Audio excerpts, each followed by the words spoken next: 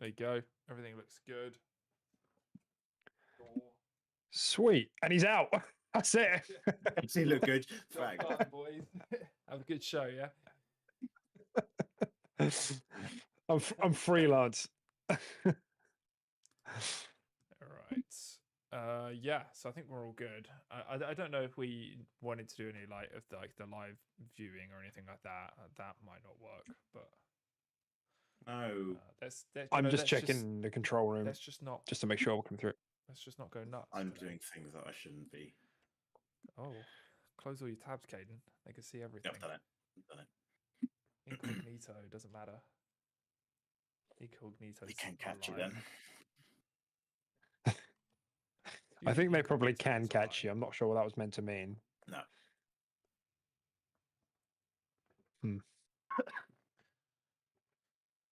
All right. I've been playing nothing this week, apparently. Sorry to hear that, man.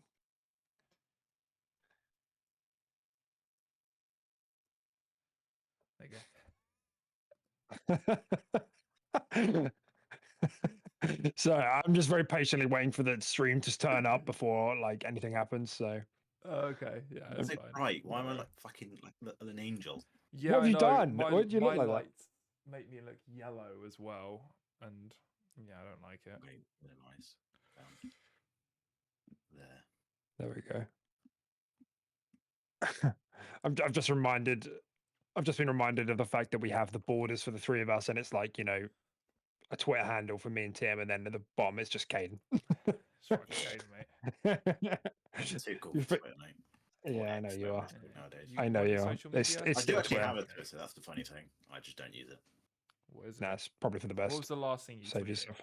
Can I know? Pardon? What was the last thing you tweeted? Or have you I've ever never tweeted anything. You've never tweeted? Not even just to say hello world. No. That's a good one. That's a good one. Okay, what would you tweet? Would you wear wigs? No, it would definitely be like a Street Fighter hot take, something like that. Oh yeah, right. It'd just be your tier list, wouldn't it? Yeah, it'd just be like Buff JP. No, Caden, you got to save it for the suspense. Subscribe to hear his Street Fighter. Yes. Oh shit! We're live. Oh. Yeah, we are live. Yeah, I said we were live ages ago. We were live for minutes. Nah. Actual 4 minutes. Was that it? Oh, that's my first tweet. Yeah, that's what. Yeah. Awesome. Or subscribe to Quick Zoom podcast. Yeah, but that'd be good as well. Yeah. Fantastic. Thank you. All right.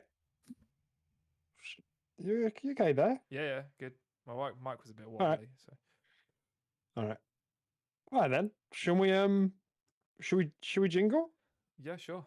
Let's do it. Let's see if Dex still got his mojo.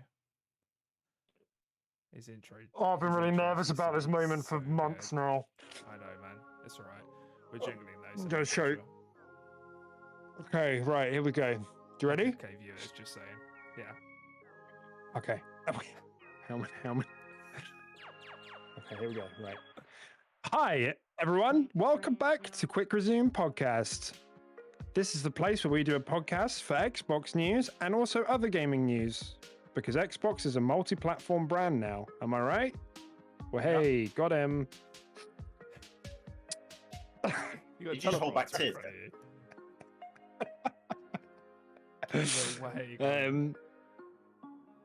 So we've obviously been absent for a little while due to fairly major life events, but we're back now.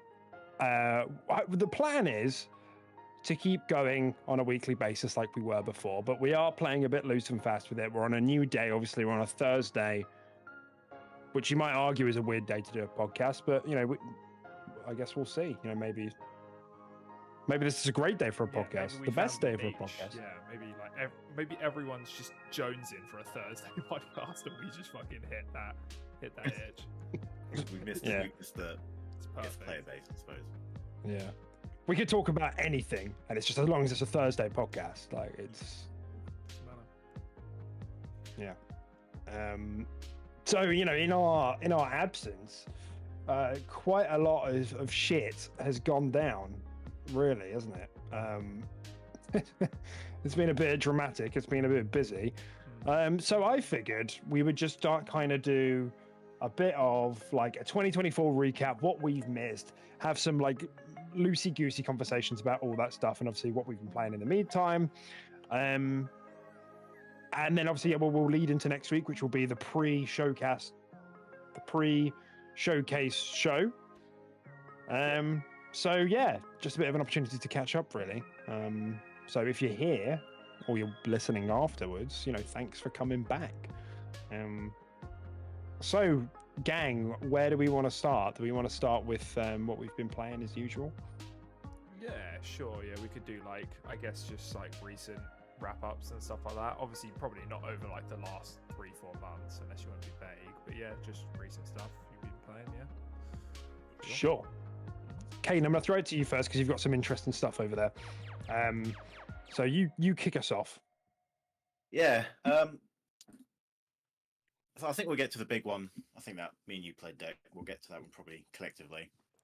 But I've been trying Rest for the Wicked on my PC, and that has been a really, really good fun. Actually, that's been a. Are you guys aware of what that is? Like, Yeah, do you which guys one know is what I'm that talking again? I recognize it. It's from the Ori devs. Mm-hmm. Do you remember the It's like showcase that had that really awesome art style? It was. I can't remember the name. Is it Shell Sage? You can do it. Shaded. Is that the idea? Is that what the art style is? It's like it looks oil, kind of weird looking. Really, yeah, I would say it's more what you said at the end there. I would say it feels a bit more oily and like painting-esque, doesn't it? It's like Ori. Ori's kind of like that, but it's it's gorgeous art style. Yeah, it looks really cool. But it's essentially like a top-down, like essentially like Souls-like ish. Like it's an ARPG, isn't it? Yeah, it's slow combat, like stamina based, like high hitting, like low HP kind of idea, like spells and weapons and combos and stuff. But I think the elevator pitch is like Diablo meets Dark Souls, isn't it? Yeah, I think that's probably quite a good way of doing it. Maybe not so much Diablo, but that's the same kind of obviously the camera angle and the combat, I suppose. Yeah. But that's been a blast. That's been really, really interesting. I've heard good things. Yeah. There was the map's fucking huge. It feels massive when you're exploring. Maybe it isn't, but trying to move around it does feel quite tedious sometimes. But the combat's really fun and interesting and hard. There's enough like weapon variety, enough enemy variety, and just looking at the game, just looking at it is lovely. It's a really pleasure to look at.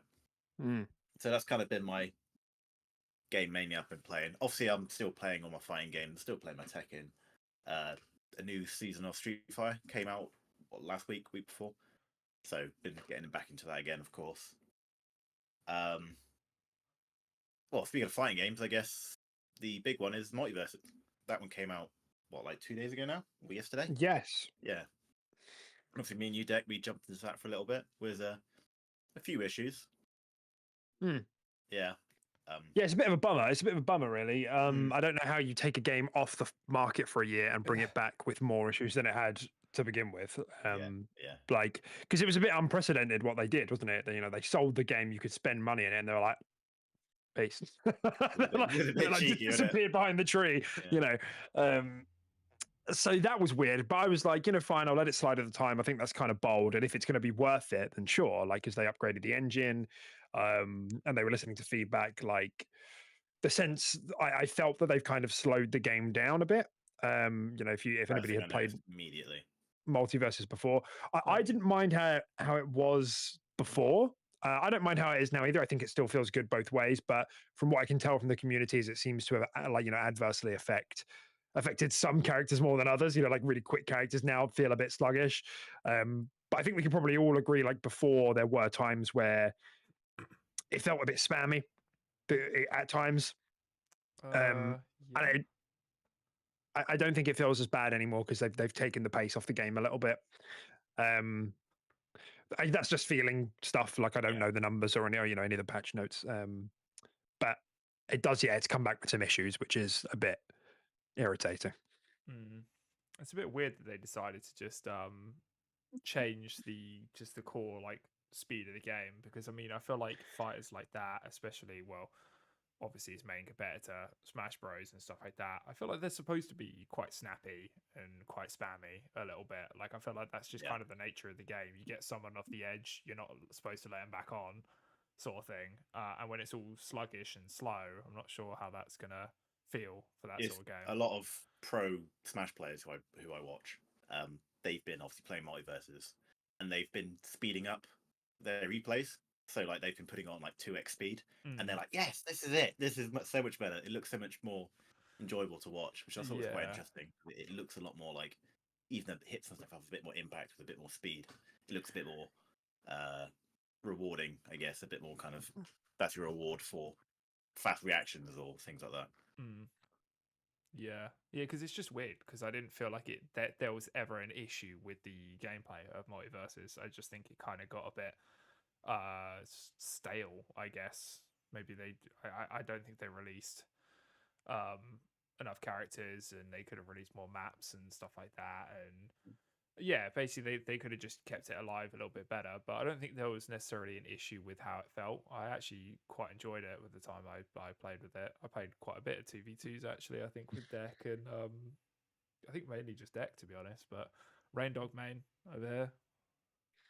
Just love Yeah. Rain Dog. Well, you'll be happy to know, you know, there's a whole on. PvE mode now, and Rain Dog is like he's like a deity. He's like the god of the multiverse. You know, when they're telling, there's like a little story mode, Fuck yeah. and yes, it's mental. PvE. What the fuck? Yeah, Hell's going on? it was pretty good, to be fair. I quite enjoyed my time with it. But in terms of like the actual issues, there's like it's like stuttering. The game like freezes at times. Like the menu feels like such shit, and there's like so many music issues where there just weren't, like that just wasn't there before. It felt really polished before. Like the music would just cut out and then cut back in, and it's like ugh. Like supposedly the work they've done on the back end is to, you know, not just make it run better and look better, but it's to help with like netcode and things like that. So maybe this was the right play in the long run, but you know, on day one, it left a bit of a weird taste in my mouth. Because having said that, like it was still fun. I played as Stripe, who's one of the little evil gremlin guy. Yeah. And I was just laughing my head off. Like we were doing some pretty funny stuff, weren't we, Cade? And I was like launching around with a chainsaw. You were like knocking people off, and then I pulled out a fucking revolver to shoot. You know, you're Stark in the head. It's funny, man. So yeah, it is what it is. You know, we'll see how it develops. But they've still, from what I understand, they've still got like a character every like 2 or 3 weeks lined up for a while. So, you know, we'll see. Damn.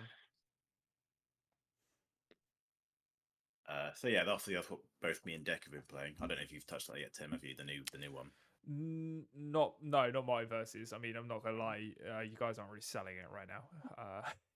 Yeah, maybe give it a couple server weeks. issues. It's jank. It's slower. Weeks. I'm just like, yeah, I kind of don't really want to boot this up right now. I think the slow is kind of a good thing, though, to be honest. But I know some people aren't feeling that way. But it's buggy, so yeah, just wait a bit. Yeah, but yeah, I think I'll wait. But yeah, no, it's definitely on my radar to play again, because yeah, I actually did a decent amount of time in that. I enjoyed it. So, yeah. Well, I guess it's going to be me playing games because I'm the game player. You are. Oh, come on, man. Yeah, it's me. So my next game, Hades 2. I've been playing the ass out of Hades 2. Oh yeah. Fantastic. Obviously, if you've played the first game, you know exactly what the second game is. It's fantastic characters, fantastic combat, very pretty, great progression. Like, yeah, fantastic game. But there's one gripe I have with it, is that one thing I loved about Hades 1 is, you know, when you got the different buffs and weapons, so that when you used it, you got more materials or whatever. So every run you were using, you know, the Sword of Zagreus or fucking Rail of, or whatever the fuck, I can't remember what they're called. Got all these different weapons, but like super cool and unique, and like you would rotate them around all the time to get as much stuff. In Hades 2, I think I enjoy 2 weapons, like maybe. I enjoy one for certain, and the rest of them I think are pretty ass. Is it just not fun, or just not really good? I don't know. I've not progressed like hugely through it, so I know there's different aspects of the weapons, of course there are, which I've not got to yet. But the base of all the weapons feels pretty not great in my opinion. Other than the dual blades, I can't remember what they're called. They're sick. The other ones just feel a bit. Don't know. I'm not keen. Okay, that's So, interesting. yeah, yeah. That's my only gripe. Like, Mhm. obviously, all the boons are cool as hell. You know, the characters are cool. There's a few things that obviously it's still early access, so a few characters don't have like fully fleshed out models and stuff like that. Yeah, Um, yeah. But otherwise, fantastic game. Yeah, I'm So, buzzing for that game. Like straight up, Yeah. that's like Yeah. that's got to be one of my most anticipated games of Yeah. potentially this year, I guess. Yeah, I don't know if it actually got a full like it is coming out this year, guaranteed. Hades 2. Yeah, I I don't think it has officially, mm, but it will. I'm sure. I wouldn't count on it. I wouldn't really? count on it coming out this year. Really, even with all the the thing is, a lot of people are content they're saying pumping it's out like already and- it's more ready than Hades 1, like in early access. But But there's just no pressure to. No, Like, you're why? absolutely right. Yeah, Like, absolutely right. Baldur's Gate 3 was in early access for years, and then they launched and still had the success that they did. I just, Yeah, I can't see them rushing that. yeah. Yeah, I totally agree. Yeah. But yeah, Um, no, I'm buzzing for that. Either way, whenever that comes out, that is going to be a day one purchase for me. Yes, I already So- have. Mhm. So yeah, Hades 2, and then I guess another game for me in deck to absolutely cry over is Hellblade 2. Yeah, no, it's a good one. It's a good one for the Xbox podcast. We'll have to find that exact clip from like 6 months ago where Tim said, "Oh, I'll play Hellblade 1 before Hellblade 2 comes out." Actually, to be fair, you guys And could then- we could probably just put on a full playthrough of Hellblade 2. Probably last to the end of this episode, wouldn't it? Oh shit. Yeah, maybe. Man, sick burn. Thanks. Man. That's Enjoy not your even a walking burn. Like, simulator game. I enjoyed all 5 hours I played of it. I played Yeah. all 5 hours, but people completing that game in 5 hours is a sin, in my opinion. That's insane. Like, Yeah, I don't know. mean, that came out of nowhere. Though. That was. I mean, I'm kind of don't get only that. going off reviews and stuff I've watched, and I did watch at least 3 or 4 of them, and they all said the same thing. They all said like, you know, you're not really getting more than 5.5 hours in this game unless you're literally stopping and staring at all the landscapes for like a long time. They said like, yeah. Look, what am I it's good at? just- All right, in games, what am I good at? And you guys know it. What's more? Who am I? you're a He's the speedrunner. speedrunner. Speedrunner, right? Yeah. And I'll tell you how long I've played Hellblade 2 for. Oh, will I? I don't know what the fuck this is. I love watching his eyes dart around the screen. Like, yeah, let me just show you. I played me for just- 7.9 hours. So Oh, did you? Yeah. Oh, okay. 7.9. How much of Yeah. that was just you eating? Was it None of running it. in the background? none of it. I wouldn't ruin my experience with food. Yeah, that's fair enough. Wow. I was 6.5. I know I rolled credit to 6.5, but I've since played more because I've been doing the new game plus. So I don't know what I'm on now. But like regardless, you know, there's only an hour, a couple of hours in it, really. It is a short game. Oh yeah, I'm not it's- going to argue against it being a short game. It is, but yeah, it's know- not a bad thing. Short does not equal bad. No. Short equals good. if you've played the game, you know that it's fucking overwhelming. So it's like you can't play it any longer than that. I don't But want it it's for not 20 like- hours. No, fuck that. I wouldn't come out. You know what I mean? I'd Yeah, be you a don't shell want of a that man. game for 20 hours. But if they expanded the combat and how the world reacts and stuff Yeah. like that, maybe you If would there want it was for 20 leveling, hours. yeah, if there was like a leveling system, maybe some loot, you know, I could Yeah, get, you know, the the game was- mace of the butcher. Designed to be Yeah. 5-6 hours long. Maybe if it was like a first person as well, or if I could go from third person to first person. You need That'd a be small pretty cool. child as well. Yeah. Something like that. Yeah, like said, it was Maybe like an daughter or axe something. Yeah. that you can throw and comes back to you. That'd be really cool. Yeah, I'm That'd be picking kind up of what you cool, I guys think, are as well. Yeah.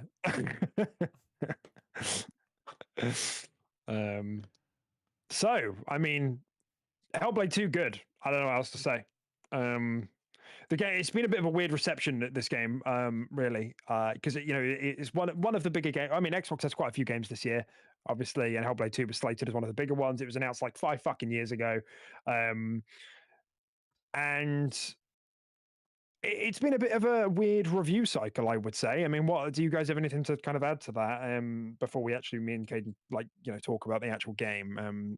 Like just in terms of the previews and reviews coming out about it and the general conversation. What do we have anything to I've say? honestly not really been looking at reviews, like because when I want to play a game, regardless, Mhm, I don't care about reviews really. Yeah, mhm, yeah, I'm kind of If I'm on the fence about a game, I will certainly look at reviews Mm. and base it off of that. But if I know I'm going to play a game and I'm going to enjoy a game, I honestly don't really care what it mhm. scores. Yeah, I mean, So I'm not really as up to date with the drama, but I'm aware that a lot of people are not happy with the runtime, the actual like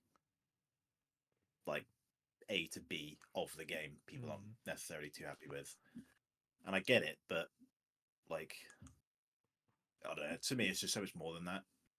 I think like what the game is, what it's trying to put across. I mean, I guess, yeah. I mean, I've watched quite a few, and obviously coming from someone who hasn't played and is kind of on the fence, which is why I watch the reviews. You know, I want to deem whether or not it's worth my time to play the first and the second combined now at this point. Um, so I don't know. From what I can tell, the people that were actually looking forward to it the most, and the people that were actually following this game and waiting for it for 5 years, and are like, they're cooking. I feel like they were the ones that were most disappointed. Like going through like the reviews like online, both through YouTubers and just like outlets and stuff like that. I feel like a lot of people that were quite diehard, quite looking forward to it and loved the first one, felt like they got a little bit shortchanged from this one. That's kind of the consensus I got from the reviews and the reception around the game. And I feel like maybe the more casual audience and stuff like that actually didn't mind it as much. So that's quite interesting. I think I watched maybe 3 reviews online that people genuinely loved the first game and reviewed the second one, and they all said they preferred the first one. And apart from graphics, the first one was better in almost every way. In terms of its like tone, in terms of how it handled like all the like the psychosis and all that kind of stuff. People just said that they just enjoyed the first one a lot more and they were let down by the second one. So that's been my reception to it coming in as like a outsider. But yeah. I think Yeah, that's quite on deck. I was just going to say, yeah, I will say, yeah, I mean, I have a lot to say about Hellblade 2. When we look at kind of aggregates, they're kind of coming in at pretty much the same. There's like a couple of points in it, but it's Hellblade 2. I'm just looking at OpenCritic now. Hellblade 2's on 81 and Hellblade 1's on 84. Whatever. There's not much in it. What were you going to say, Ken? Because I want to talk about the actual game. So let's just wrap up our thoughts on this kind of on the review cycle and how that's kind of all gone. Brainwave, so it kind of freaked me out a little bit. Sorry, dude. Brainwave, I like that. Yeah, I think the first game, because it was such a unique idea and such unique gameplay, I think whether they did a good or a bad job of the whole psychosis thing, I think because it's not really been done like that before, I think it was always going to nail it. It was new. I think the second one, yeah, exactly, yeah. And the second one, it obviously had to play on that. I guess maybe it didn't build on that maybe as much as people were thinking. But maybe that was kind of part of the process that she is, I guess, healed, I suppose. So it's probably not as overwhelming as it was in the first one. I guess that might be part of it, I suppose. Maybe. Cool. So, I mean, just to actually like dive into kind of my thoughts here. I did really like Hellblade 2. I am a bit annoyed, I suppose, actually, just finishing off previous part in terms of the reception. I am a bit freaked out that somehow this conversation has turned into mixed reception. Yeah. It's not a bad game by any means, but it's we're talking being about looked at negatively online. I have noticed that. Like, it's weird. And what's that about? Like, what's going on? Why is is it do we think there's something going on here where like the being released as an Xbox game does taint it a little bit because like or maybe because it was revealed so early on, like that expectations were higher. Like, what's the deal with why an 81 is being considered like a mixed game? Because that's fucking bonkers. That's mental. We can't just keep making the score higher and higher. You know, if you're 89 right. is a mixed game. You know, so utterly confused by that.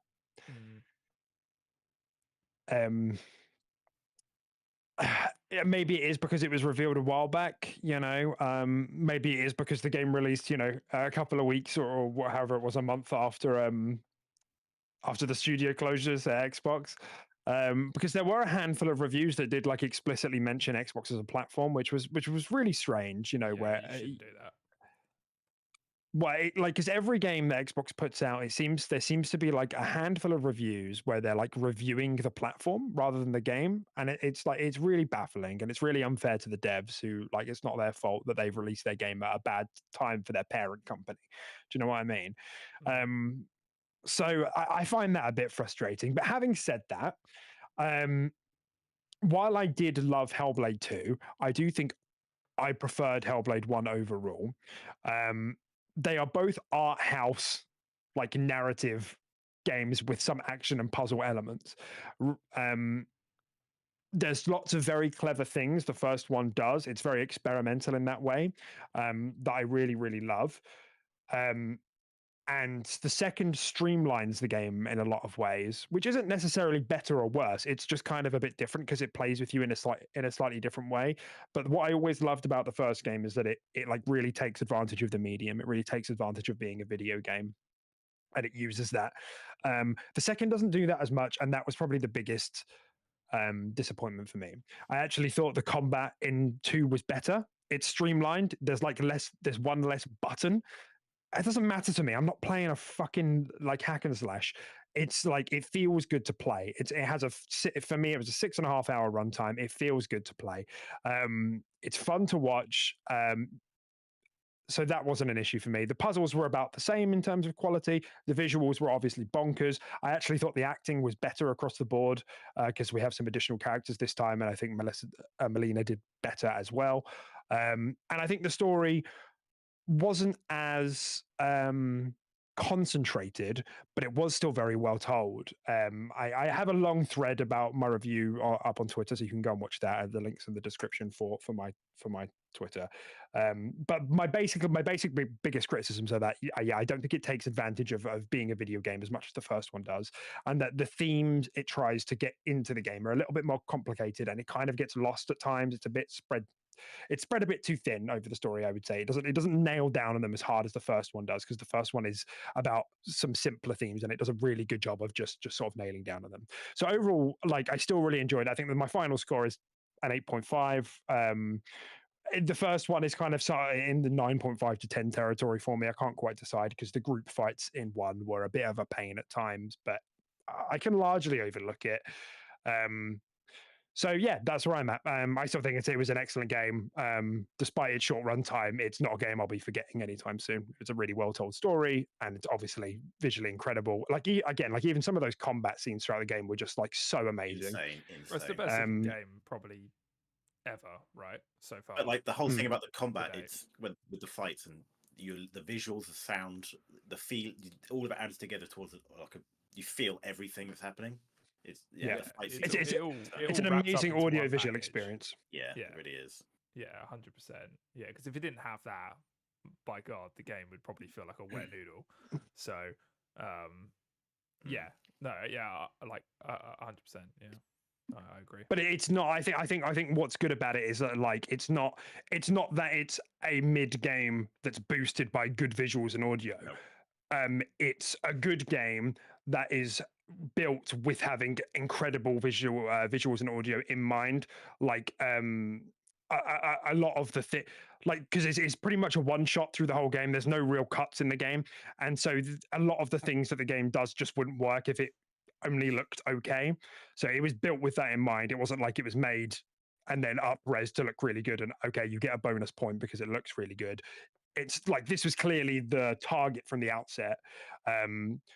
like for example, like the fact that you drift between like cutscenes and gameplay like really seamlessly, and you can never really tell what you have control and what you don't have control over, is a really nice parallel to Cinema Psychosis, right? That's a really interesting thing that they do there. Again, it's art housey stuff. Most people aren't going to notice that, and that's totally fair. Like it's just the style of game that it is. It's why this sort of game is never going to get like high 80s or 90s. But just an example that I think overall comes together to be a really enjoyable package. I would definitely recommend it. I don't know if it's for you, honestly, Tim. But I would definitely encourage you to give them a go. Yeah, for Games Pass and stuff like that. Yeah, 100%. Yeah. Would you recommend anyone to purchase it outside of Games Pass or anything like that? How much is it? £40. It's worth that? I don't think so. I think it's 60, isn't it? I don't think it's the full bang 70, but I think it's 60. No, it's not.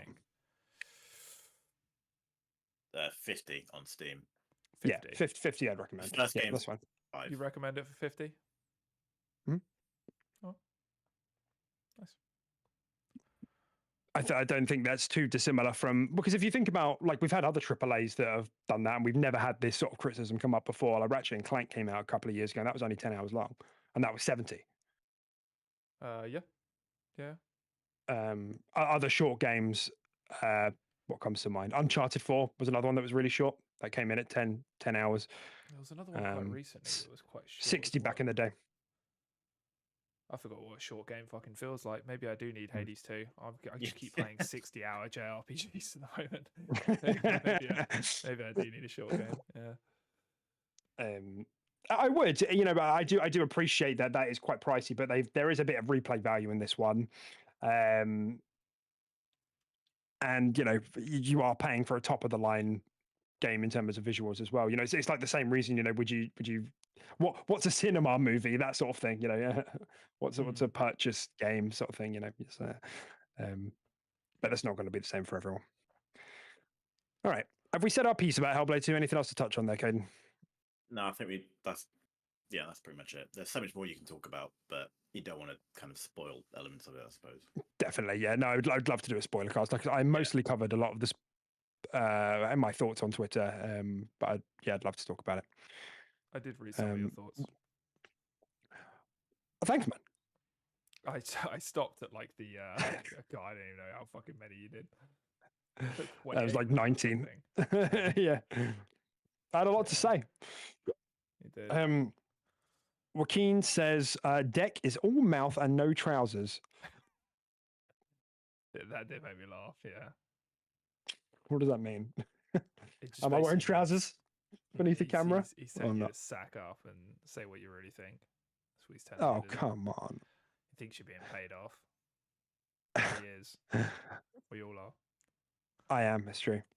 Right, Tim. Let's go to you, buddy. Your entry here on the notes is Weeby Games. What does that mean? Yeah. No. I mean, to be fair, I don't think since we last. I don't know how long's it actually been since we did the body. I feel like I wrapped up Final Fantasy Rebirth when we last talked. March in the body. So I feel like I did wrap that one up, and obviously that was great. And then I have been playing Persona 3 on Games Pass. I've been playing that for quite a while now. I think we're like 45 hours in.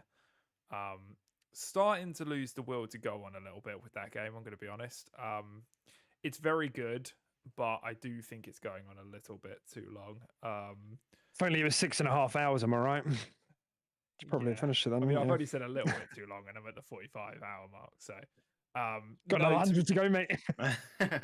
In fairness to it, it does it is one of those games which it drip feeds the content at a pretty nice sort of pace. Like, I'm still getting new things pop up, and how they affect my day-to-day gameplay of it and stuff like that, introducing new mechanics and stuff like that. Not only just new characters, but genuinely new mechanics.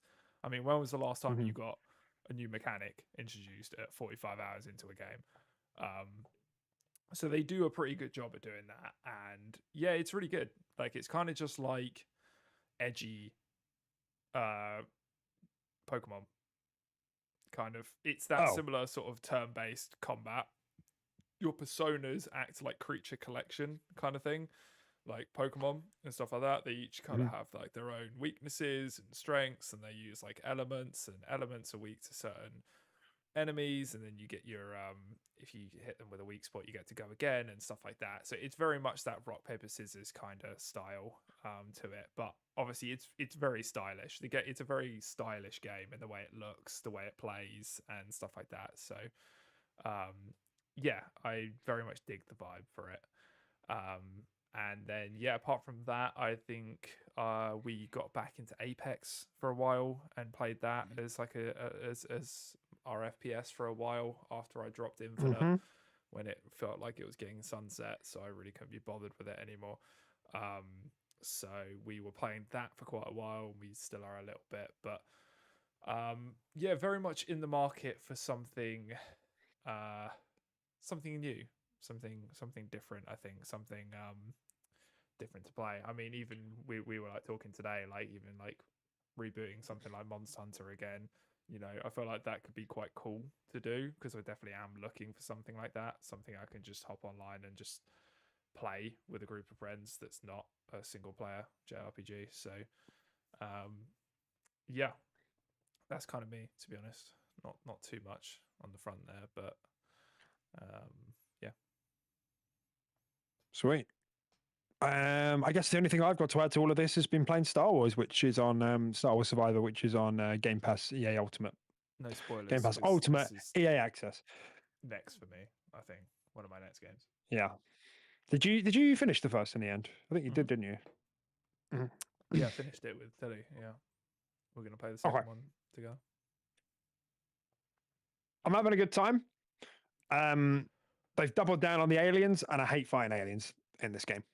Oh, you mean the Yeah, they're fucking non-weapon so people, powerful. just like bugs and shit? Yeah, Yeah. I hate Bugs it. and shit. They're so There's unpredictable with their more. attack patterns No, and shit. their reads are just awful. They're just not animated Yeah, well. Like that's a lot of them just yeah. go like this, and then like launch. Yeah, yeah. That's just what. That's it. That's what all of them do. That's what Have I you gone found, against yeah. the fat frog thing? The like spawn of Ogadon or something Yes, like that. I was so mad. That I was unbelievably mad. Yeah, That that's got I've like a never glitch. ever. Boss fight, I think. I've never turned the difficulty down to beat the boss. I just turned it to story mode and I was like, fuck this fucking thing. Yeah. This is piece of shit. That was awful. It's got Boss. some plenty off hitboxes from what I've seen. Yeah, it's pretty bad. It also had a one-hit kill move as well with his tongue. But you couldn't dodge. You couldn't fucking dodge. It was insane. You could do- Mm. like I didn't understand that boss at all. I didn't understand like what. Like iframes didn't work.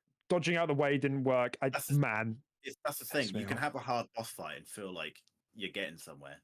You know, you're learning this, you're learning that. That it felt like you were losing no matter what. Do you feel like Darth Like, Vader you could couldn't take win. something on? I think he would die. No chance. It's the most powerful being in the Star Wars universe for sure. He just gets eaten. Just imagine that. Darth Vader just gets Lol. fucking tongue snatched and eaten. That'd be hilarious. God. That's funny.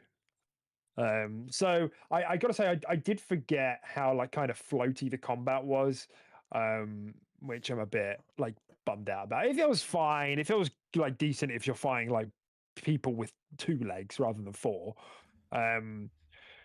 and they've done like the skill trees again, which are okay.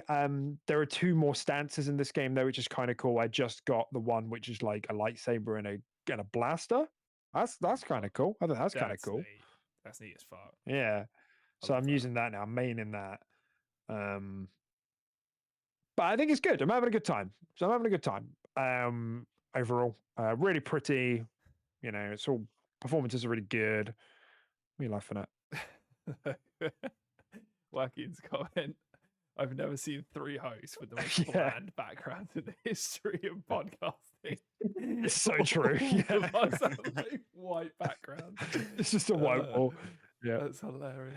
It's Oh, just a little bit of like laundry piles in the back of all of our shots. Yeah. I am planning on hanging up some stuff. I just haven't got around to it. I've got a big ass Buster sword I need to hang up. But yeah. Oh god, that just made me laugh. All my shit is like here, which you can't see. It's So, all just in yeah. that sort of thing in front of you. it is, yeah. I've got a little It's the corner. same with me, to be fair. Actually, I've got a really cool setup to my left, but it's a bit messy, so I'm not going to show you. But yeah. Why not? Yeah. Come It's- on, man. I just said it's messy. Why not? That doesn't feel like a very good reason. I feel like, well, what's going to happen? There's 3 mugs, 3 cans of Coke, and loads Oh. of cards just sitting on there. The Hey, fuck me- is wrong with we you? need the same The thing fuck at is the same wrong time. with you? We were thinking like untidy, like, oh, you've got this in the wrong place, but no, you've actually got litter and 6, rubbish yeah. in your room. That's how I keep track of the Litter. days. How many mugs in my room is how I know what day it is. What's the matter with you, dude? 3 cups, 3 Cokes. I Get a remember when I bin. was like 12 in my mum's house. I have got a bin. It's under my desk and it's fucking rammed. Yeah, I Oh just. my god. Make me sick. I just This was need me. to, This was me. Why won't you show us, buddy? Why won't you show us? There's nothing wrong with it. Oh, everyone. Instantly judging him. Oh, You've not even seen it. Yeah. You're telling me you guys never have like 2 or 3 mugs just No. like in your No, room? No. never. Really? You No. never have more than 1 mug? We're adults. Yeah. Oh, fuck off. This is fucking shit. I'm closing this shit down. Never piss off the host. See ya. Oh. I'm kidding. Uh, Oh, no. I lagged him out. What have you done to him? can we Oh, get God. hello? All dead? You're back. Oh. You're back, I think. Hello? Oh, God. He's very delayed, but you're back. I think I'm here. Yeah, you're here. Are we good? And yeah. Okay. I thought you actually shut down the show. I thought you were like, I'm fucking closing the show down and you just slam your You actually screen. just had like a heart skip over and you're like, you fucking, oh my God. Oh my god. I've gone too far this time. That's really funny. Crazy. All right. Well, we've gone on for 40 minutes now. Let's get into some stuff. So was there anything that you guys wanted to talk about before we got into the stuff that I've put down in the notes? You see, I've got a lovely little grid for you guys for future episodes. Oh yeah, on the second I page. didn't bring anything for this one. Sorry, I don't have anything for That's show right. and tell this week. Yeah. But Yeah, cool. Yeah, no worries. yeah, no, we can do that for next time for sure. Yeah. So it's thinking about as we start thinking about all the Xbox stuff that's gone on then.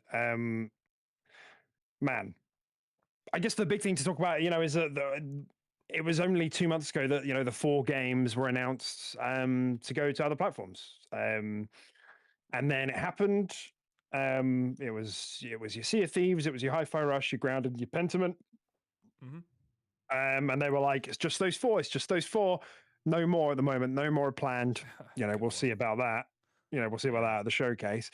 But how are we kind of feeling about that? These days. Xbox porting some games to PlayStation. How's that affecting things?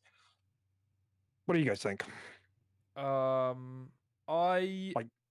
don't mind as long as it's not pillar IPs. I have heard rumblings, belly rumblings of the next Doom potentially coming to PlayStation, and that would kind of trigger me.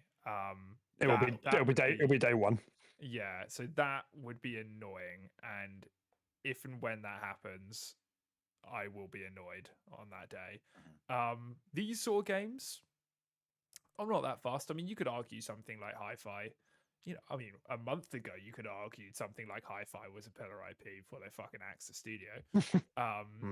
But yeah, I wasn't too fussed about these ones. But for me, let's just say I'm skeptical for the future. But right now, I'm kind of indifferent.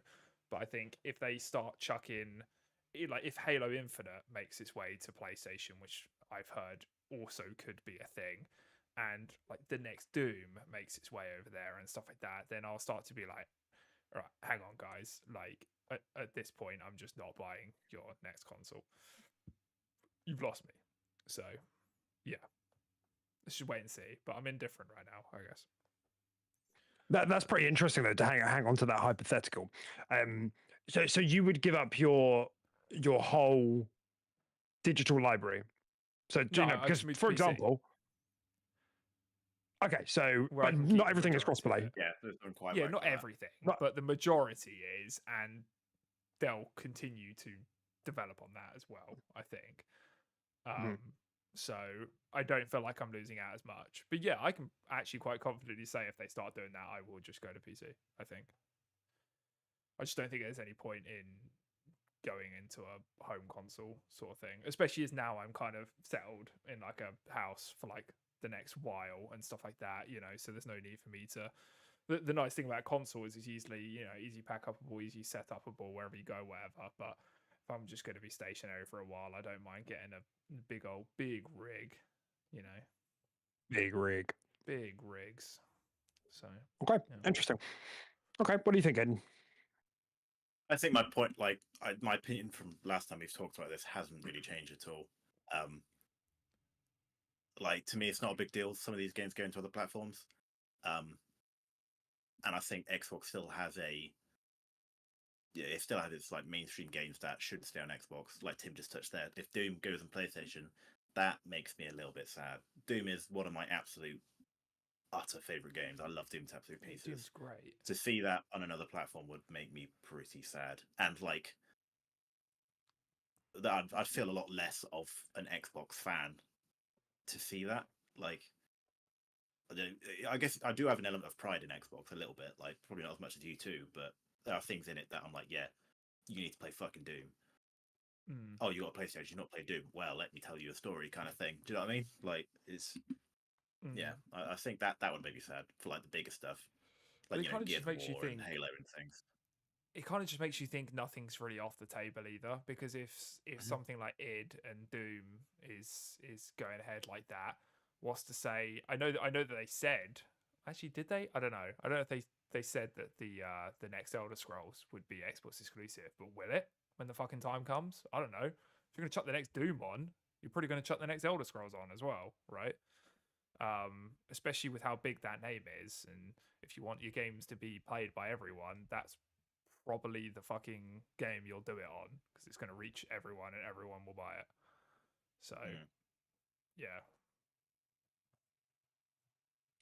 Yeah, it's spicy times. Like, honestly, I think the reporting that's come through about Doom is pretty rock solid. I would expect that Doom is day one on all platforms. So this is where you get into the minutiae of it. Obviously, Xbox has acquired some big publishers, and they have previously said that legacy stuff was probably going to stay IP. Doom would be the first thing that they were releasing from a Bethesda acquisition that was an existing IP. Do you know what I mean? Because Redfall and Starfield were new IP, whereas Doom has a history on other platforms. However, yeah, like Elder Scrolls, like previous comments suggest that they were going to make that like exclusive to Xbox and PC. It kind of seems like that's turning around now, and yeah, like there was reporting from this a while back, over at Windows Central, the Jez Corden was reporting that Xbox were exploring what the red line should be. Where should they stop really? Where is the line between where there is benefits for exclusivity versus benefits for not exclusivity? And even if you go back and look at the business update that they had, with Phil, Matt, and Sarah, Phil just plainly said, like, if there's ways that we can put stuff on other platforms without hurting Xbox, we're going to go do that. Something like Doom, that's a guaranteed hit on all platforms. Like, at the same time, yeah, like, could you leverage this for the health of the console? Yeah. I just don't think they're interested in that anymore. Like, they've said that account like over and over again. It's like they're not interested in trying to steal back market share from PlayStation, because they know it's not going to happen. Like, nobody's going to sell out of their PlayStation ecosystem to go into an Xbox One. They might buy into a PC, and depending on what they do for next gen, handheld, maybe they might go into that. And if the rumors are true that the next console is going to have Steam, and other storefronts on it, then yeah, like, there's opportunity and there's scope there, because people with already on a PC can transfer their library over, so there's benefits to having that in the ecosystem. But I just don't think they're interested in trying to steal back PlayStation market share anymore, in which case, really, anything's on the table to be multi-platform. I think it's really honestly more of a question of like, when, like, are you like, are there sacred games, like you said, like your Halo, your Gears, your Forza, and if not, is it just timed exclusivity? Because obviously everything's on Game Pass, so that's the major benefit for people in the ecosystem. Yeah, Doom's going to be 70 quid. I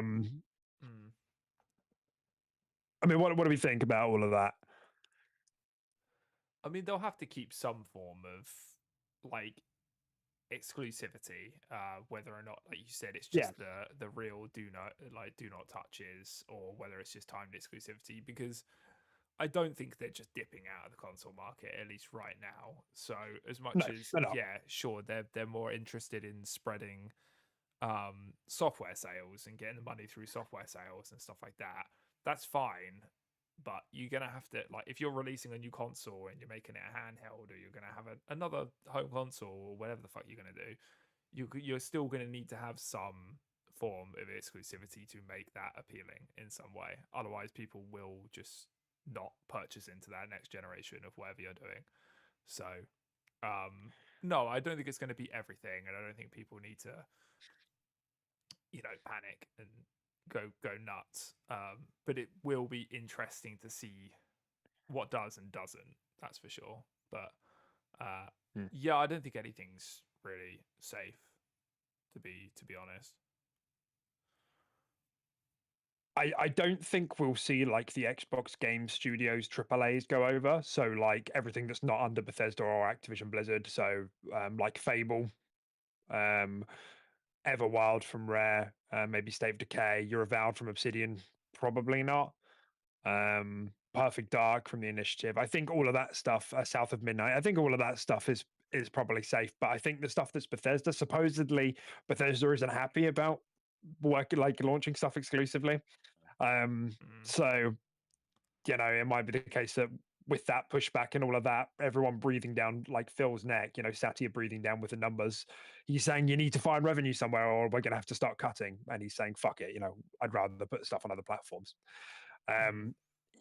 So, we don't really know, but clearly there is a move here to get stuff on other platforms. But like you said, it's interesting to see how it will pan out in the long run for the next generation, because I do wonder what the public reception would be to a console that does play Steam, and Epic Game Store, because in which case you can get, the kind of backwards thing is that you can get all your Xbox games, all the games that are on Steam only, and then all PlayStation games as well, because they release them on Steam. And they've even, there was a PlayStation business update today that was like, we're going to start putting stuff on PC day and date for service games, and there'll be a bit of a delay for single player games. So even they're moving, albeit slowly, they're moving in the same direction that Xbox was back in 2018, Yeah, so. No, definitely. Yeah. It would be interesting, to see just how Xbox tackle all that as well, and just how, whether or not it will be like a like for like native Steam, or whether or not it'll be kind of like an Xbox's version of Steam. Steam's little baby brother that can't actually have everything on the Steam store, but it can have some of it, because of licensing issues or something like that. You don't really know how that's all going to play out. So I'm sure it's a lot more technical than just Steam will be on Xbox. Steam will be on the Xbox platform. I think it will be a dumbed down version of Steam, I think. And I think it might not hold everything. And because it's a different storefront, maybe PlayStation have the option to just untick that box and make sure it doesn't might have go to be like to a verified game, Steam. something along those lines. Because on sure Steam, you've got thousands of weird ass games on it. Whereas, like, if you go through a process, then it can be. Maybe, but I do think that would defeat the point.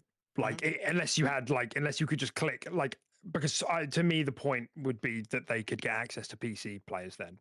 Like, maybe the PC players, their components start getting a bit expensive, and they're like, you know what, this looks really appealing. I can continue playing my Steam library. I can just hook that up to my TV or my monitor.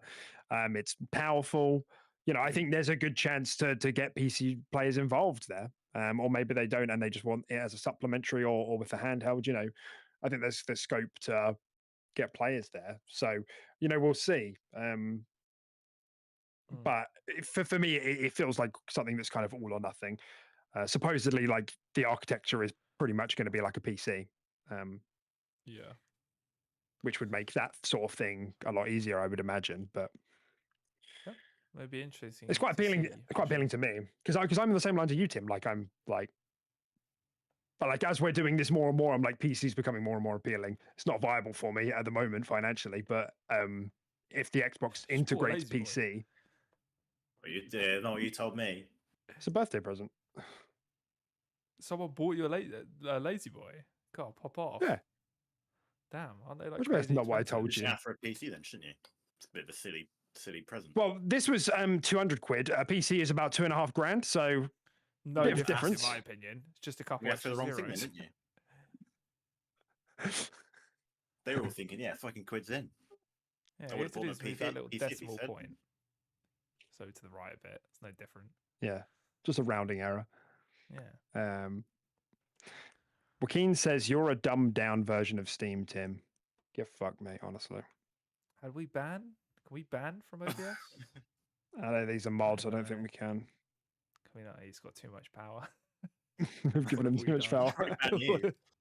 What have we created?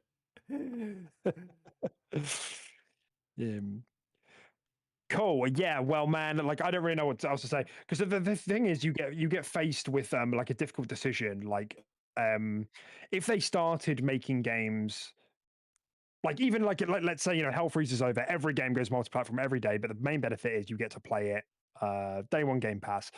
Like if Xbox keeps up like accelerating in terms of the amount of games they put out each year and the quality bar stays high, it would still honestly be a difficult sell for me to not have all of those games day one, unless they started putting out shitter after shitter, or they started going in into a genre of games that I didn't really interest me. Not to mention like this year, Games Pass price Go on. going up as well. Say again? I'm sure Games Pass price will go up and continue to go up as well. Well, yeah, and that's So that's for it becomes Xbox a to point try and of, decide. Is it? I still think Does it's it a become steal worth it personally. at some but- point? Of course, yeah. Like absolutely, it is still a steal, but yeah, it's going to keep going up. And like Dex said, they have to keep the quality going up too, because if they don't, with the price increases and everything going multi-plat, it's not really a great look. So, yeah. It's just a pros and cons game ultimately, and it's up to Xbox to try and make sure that pros column is bigger than that cons column. Like I said, like this year, for the first year in a while, Xbox actually has like genuinely one of the best years for me out of all the publishers. Like Nintendo doesn't have much going on this year. PlayStation has had Final Fantasy and Stellar Blade and Helldivers 2, which are like good. They're good times, sure. All Final Fantasy bangers, isn't really yeah. for me. Stellar Blade isn't really for me. Helldivers was great. But for me on the Xbox side, I've got Hellblade Avowed. I'm definitely going to play Indie. I'm definitely going to play Towerborn. And I'm going to play Age of Mythology. Like these are all things that I have a vested interest in. Again, it's just me personally. But that's what I mean. If they keep that up and all those games are good, that's like great value for me. So it's just it's up to them. It's up to them to keep me invested really in the ecosystem. You agreed. All right, time to get angry. Oh, before we get angry, it's really quickly worth noting that out of all of those games that were ported, Sea of Thieves did really, really well, and it's continuing to do really, really well. It was the top pre-ordered game on the PlayStation Store. It's still the third most played game on PlayStation right now. Wow. It's popping off. How much is it selling for? How much is it? It's full price. No, but how much is that? Is that like what, 20 quid? What is 70. that? That's so funny. Was it like a couple of like Freddo? Well, 40 quid. Big Mac? 70 quid, on isn't Steam. it? I'm assuming it's 40 quid. I thought it was full price on PlayStation. Well, it might be 50 But what is or that? something What? like that. 70 is the full price these days, Caden. I know you don't ever look at the price before you add to cart, but I'm pretty sure it's fucking 70. You do not have to call me out like that. That's just no need. You probably It's went to 40. buy Skura the other day Yeah. and you just paid 70 for So it. what You're I like, just said. So when you said it's full price and 70, it's not. Yeah, but it's I'm not Googling 40. it. You Googled it. I actually steamed it. It's a new term. God, it's such an advanced platform. I steamed it. Steamed it. So anyway, I just wanted to mention that, and also, Grounded did quite well. I think it's number 8. 8 is the number that comes to mind in terms of most sold on the month that it came out. So big ups to those guys. Hi-Fi Rush didn't even break the top 100. Sad. How depressing is that? How Yeah, depressing is that? Yeah. Big old cup of depresso. All right. Yeah, as I said, time to get angry. All right. So, what was it? Last month, Xbox closed Arcane Austin. They closed Alpha Dog. They closed, they folded Roundhouse Studios into ZeniMax Online, so they weren't, those people didn't lose their jobs. And they closed Tango Gameworks. This was a bit of a hullabaloo, wasn't it? Yeah. I thought they Tango were pretty hurts, insane. man. Mental. Tango Absolutely really mental. hurts. But it's I so was much more really than hoping. just Tango no longer being a thing. It's the fact that they did an amazing job and they're not here anymore. There's no Evil Within 3 anymore. Yeah. I want that Yeah. shit. They're classic horror titles, aren't they? Like people love them. They're I never so played them, good. but I've heard like No, I've never played them. They're really good, man. And I was really holding my hopes out for an Evil Within 3 announcement.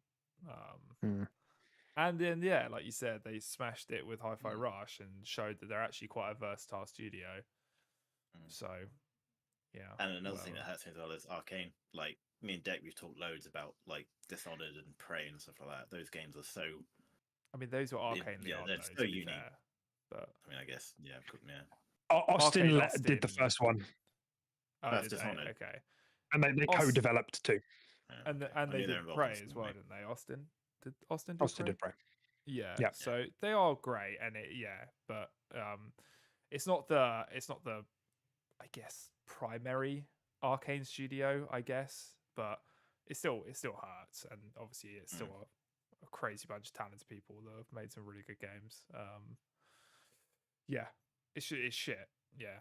And I don't think anyone saw this coming, and it was a real blow just out of the dark when we thought it couldn't get any worse. So we even said it, I think, on the podcast when we were doing podcasts. We're like, that's it, Xbox done. They've purged. They're done for the year now. They had to get that all under so they can make way for the rest of the year. And then, they just pulled the rug back up, shot a couple more corpses, and threw them under there. It just it's like Xbox has this amazing ability to like constantly step on rakes, as the saying goes, like constantly slipping on banana peels, like it's just amazing. It really is. Like, you start out at the beginning of the year with this developer direct that we all watched. It was a great show. It was great. It got us all excited for the year. They had this surprise Indiana Jones announcement that it didn't do too much for us at the time, but it's probably kind of for everyone else, got everyone else really excited. And then it's just like one step forward, two steps back, like constantly. It's exhausting being an Xbox fan. It's the whole it's over, we're so back meme. That's what I mean. Absolutely. It really is. It's an absolute roller coaster. I mean, I don't really know what much else there is to say about it, but let's just hope that that's kind of it, and they've kind of just I don't think it is. I don't think that's it. I mean, look at how we talked about earlier. Look at how Hellblade is performing. Like, that game is not sold. It actually didn't do too bad on Xbox in the end. So 18. Is that not Game Pass carrying? Like, if you look at Steam numbers and stuff like that, it's pretty appalling. I think it was a top 160, something insane like that. Ugh.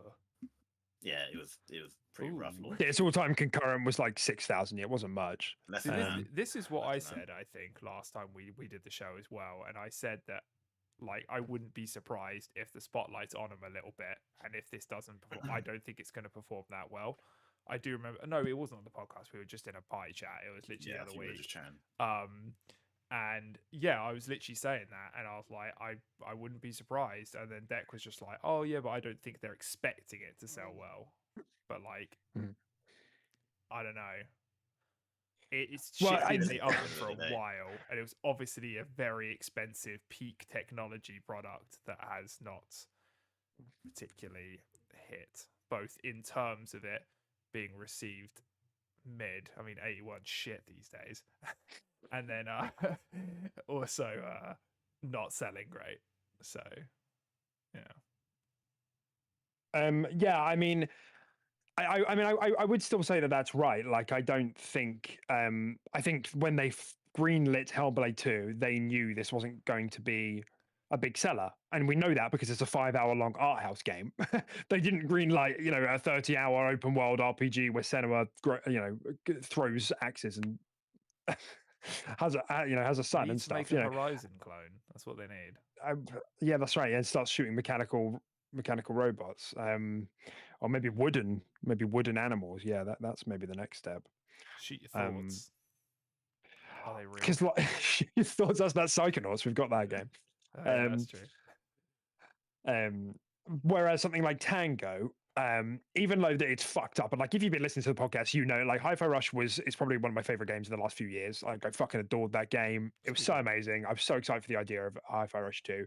So like I still can't get my head around it. Like I cannot believe it. However, really, I don't think Hi-Fi Rush was the problem. I think it was more of a problem of they're a Japanese studio who they couldn't really integrate. Like they didn't provide any other value to ZeniMax, and they couldn't. It's not like they could get over there to do anything with them to like fold them into the team because they're all based in Japan. They're like everyone lives in Japan, and I don't even think it was Hi-Fi Rush. It's a fucking awful look. I think it was Ghostwire Tokyo. Ghostwire Tokyo didn't do well. It didn't perform well. It didn't sell well. That was a long, expensive game. Hi-Fi Rush was not a long, expensive game. Hellblade 2 was announced in 2019, but really, I think recent interviews, like it's only really been in development for the last 3 years because they were doing Bleeding Edge. You remember that? Chestnut. Hey. Nice. And then COVID like really impacted their ability because the game is all mocap and, you know, scanning and stuff. So that did slow them down. Like, not to say that there wasn't operational costs to that, but my point being, I think Xbox knew what they were getting into with Hellblade 2. So I would be really surprised if I don't think that's the same thing as something like Ghostwire Tokyo coming out and then Shinji Mikami, you know, the talent at the head of the studio, leaving. I think that decision had kind of already been made, to be honest. I think someone was looking at the numbers and saying, unless Hi-Fi Rush is a breakout hit, these guys are gone. You know. I don't know. But I mean, you're right. Like, it is true. Like, there's enough reason to feel doubt now that they couldn't just close other studios. Yeah, for sure. And it makes you. Yeah, it just kind of makes you think. Like, I don't know, man. There must be some sort of like nervousness about being under the Xbox umbrella at the moment and releasing a game.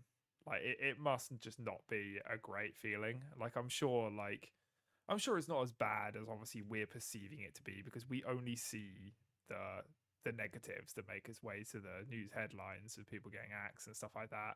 But there probably is that element, right?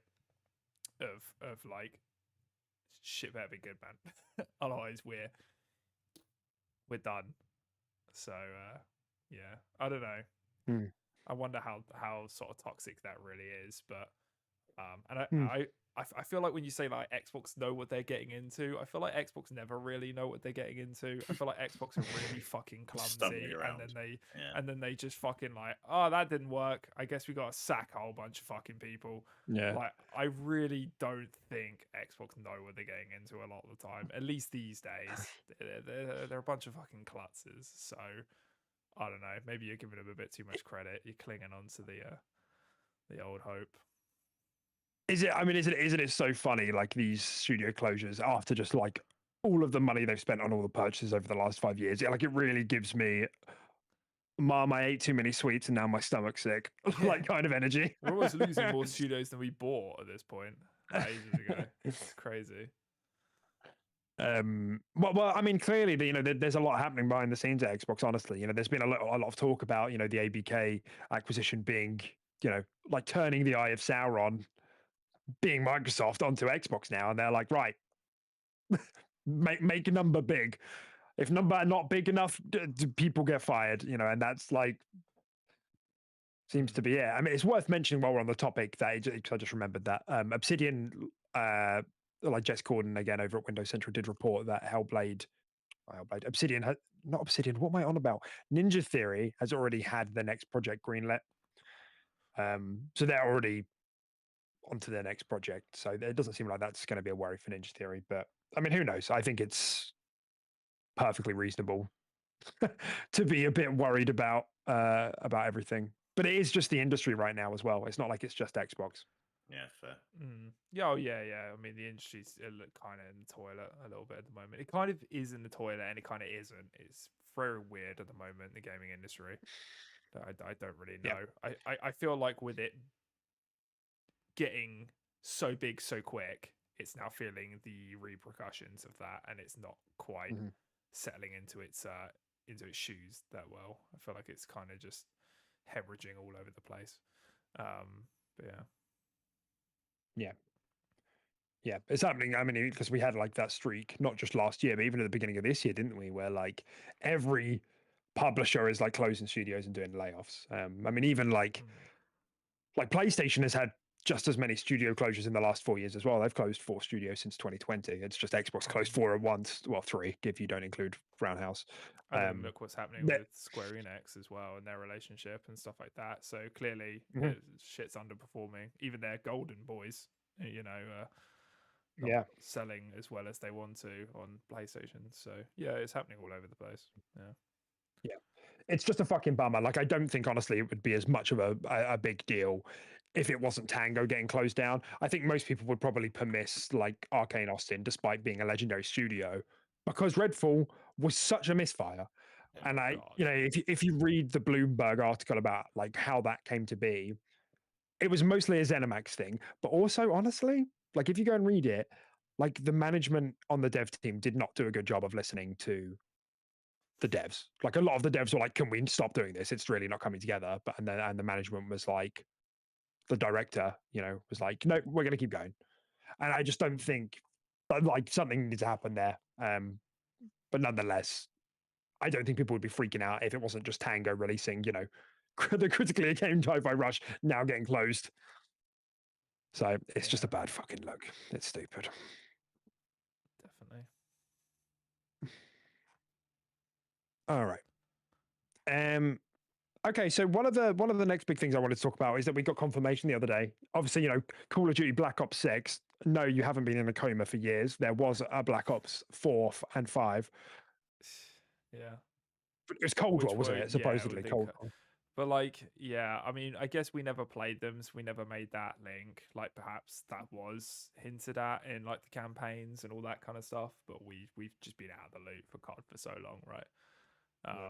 But it's very confusing to just jump to 6 when the last one was 4. I did, I was a little bit very confusing. But I'm kind of actually secretly buzzing. I'm not gonna lie. I love Black Ops, man. No, are you really? Is it because it's about 9/11 and Saddam Hussein? Is that why? Black Ops 2. You can give me a Black Ops 2 vibe game. I don't know. That's what it is. It's literally a fucking picture up. I was literally, it literally is actually, to be fair. But that's what they've done on purpose. So they know what they're doing. But we are different people to the 16-year-old kids we were playing on our fucking lunch breaks. Nah, not me. Fragging kids with a Galil. But and the full camo. Yeah. Yeah. Sitting in a corner getting headshots. Hell yeah.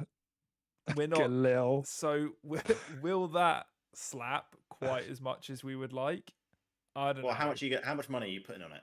None. Means you're going to play it. 0 because it's Games Pass. Yeah. Well, yeah, I just said Thanks, Daddy Xbox. Yeah, God, best publisher in the world. Yeah. So I'm definitely playing it. Like, I am going to play it. I'll wait and see. Sure. I mean, I'll give it a go, right? But I thought I didn't think they'd do it.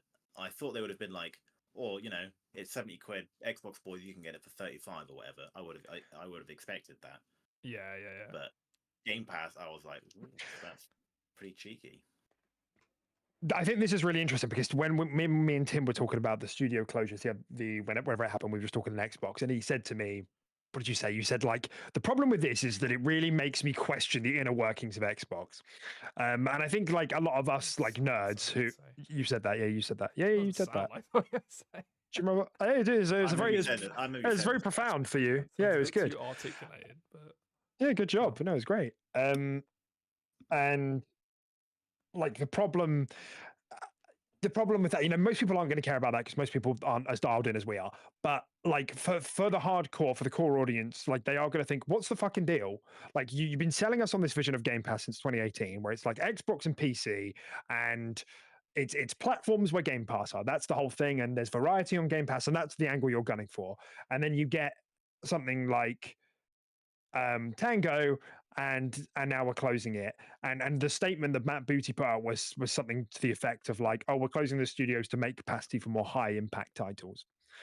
And I was kind of like, I mean, I like a good AAA, but like I genuinely really liked the approach that they were doing with their first party studios in Game Pass.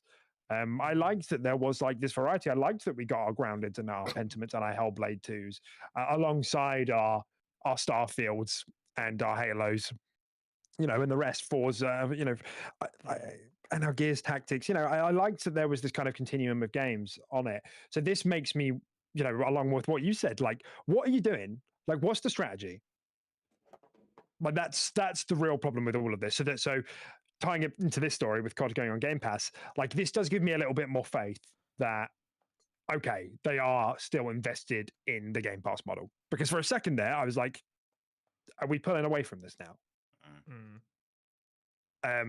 If they had said no, we're not putting COD into Game Pass, I would have really started to question what was going on. Yeah, at least they're all in, right? Yeah.